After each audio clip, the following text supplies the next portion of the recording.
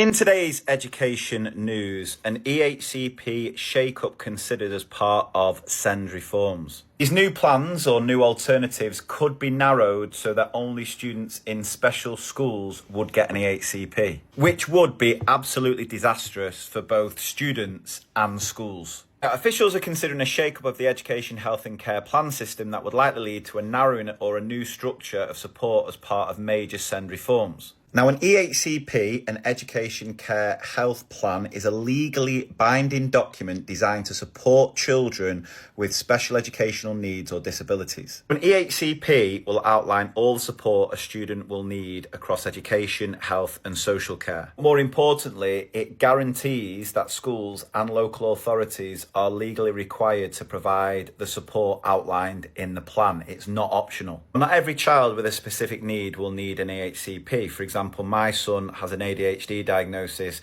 He does not need one. They're intended for those whose needs go beyond what a mainstream setting can provide. Whether that be a one-to-one teaching assistant, sessions with therapists or specialists, or an alternative or tailored curriculum. Asked if families should be worried that EHCPs might not survive in their current form, the government strategic advisor on SEND said it depends what they're going to be worried about. Do I think the structure around EHCPs will change? Yes, I think it probably will because it's not fit for purpose. Do I think we will still be able to recognise and support children's needs in another structure? Also, yes. To me, that's not saying that there won't be any support in place. It's more an admission that the current system isn't fit for purpose. And I have to agree. First of all, there has been a massive surge in demand. In 2019-20, there were 294,000 EHCPs. That is now 434,000 in 23-24. The fact there is a soaring demand here means it is outpacing the current capacity of this system, which I know for so many families is really, really frustrating, agonising almost, because the wait now is so long.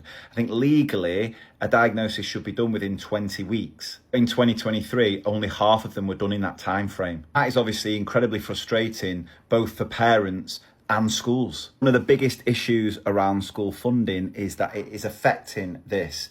An investigation in March exposed the poor quality of many plans with inadequate funding, shortchanging schools and absent health and social care providers, pushing more responsibility onto the education sector. Let's make it clear, the current system isn't working because there's overwhelming demand, incredibly under-resourced and often painfully slow.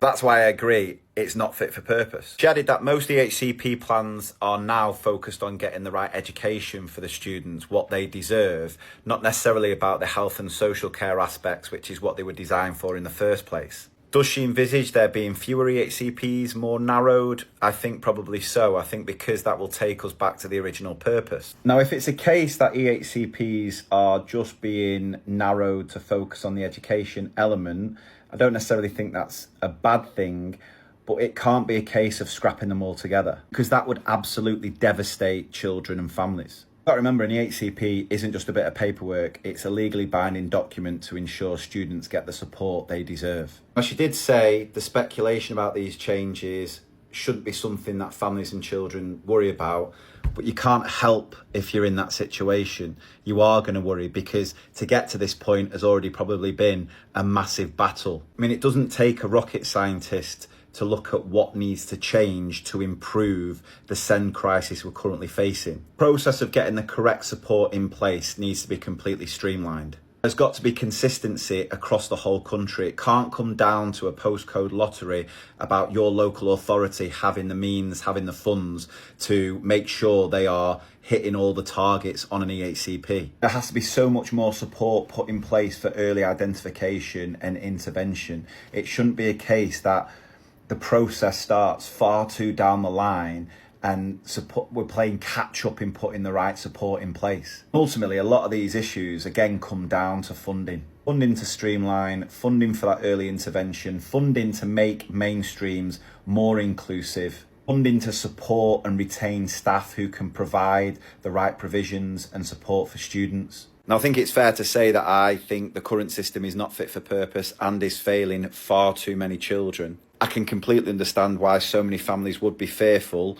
and concerned about what might come next. I would love to know your thoughts. What do you think needs to happen to sort the this broken system out.